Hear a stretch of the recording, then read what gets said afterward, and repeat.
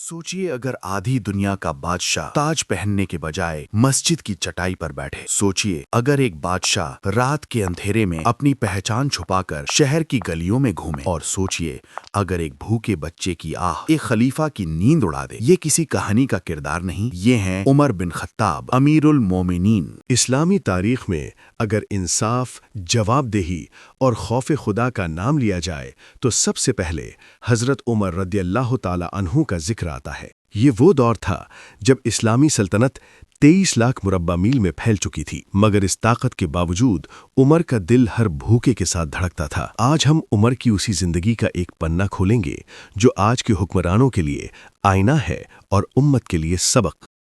Medina, मस्जिद नबवी, ना कोई ताज, ना कोई शाही लिबास, ना कोई पहरा।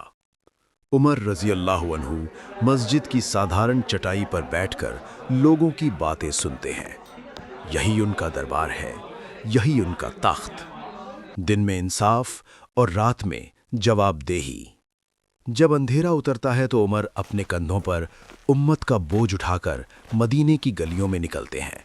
एक घर से धुआं उठ रहा था, मगर खाने की खुशबू नहीं थी। अंदर बच्चों के रोने की आवाज। उमर ठिठक गए। दरवाजा खटखटाया।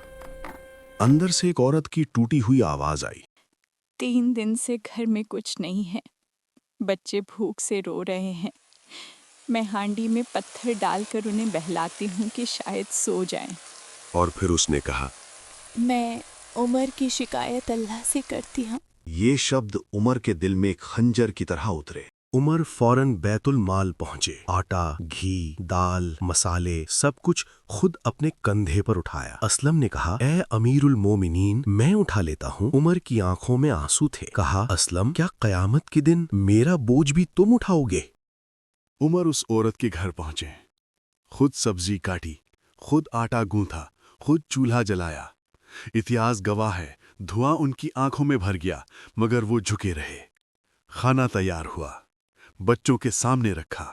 बच्चे खाने लगे, मुस्कुराने लगे, और उमर घुटनों और हाथों के बल बकरी के बच्चे की तरह इधर उधर चलने लगे ताकि बच्चे हंसे। दिल में कहा, उमर, आज जितना रुलाया है अब उतना ही हंसाना पड़ेगा। औरत ने कहा, तू उमर से इतनी हमदर्दी क्यों करता है? उमर बोले, उमर बेचारा बहुत फंसा हुआ है, उसे कयामत का डर है। औरत बोली, कयामत के दिन मैं उमर का गिरेबान पकड़ूंगी। ये सुनकर उमर टूट गए। रोते हुए बोले, मैं ही उमर हूं, आज जो कहना है कह लो, कयामत के दिन मुझे माफ करना। उमर कहते थे, अगर फरात के किनारे एक बकरी का बच्चा भी प्यासा मर गया तो उमर से सवाल होगा। यही है असल हुक्मरानी, न तख्त न ताज, बल्कि जवाबदेही।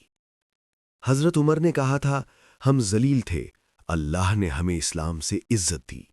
जब तक हम इस्लाम को थामी रहेंगे, इज्जत हमारे साथ रहेगी, और जिस दिन हमने किसी और जगह इज्जत ढूंढी, हम जलील कर दिए जाएंगे। आज सवाल ये नहीं कि हम कितने ताकतवर हैं, सवाल ये है, क्या हमारे दिल में उमर का खौफ खुदा जिंदा है?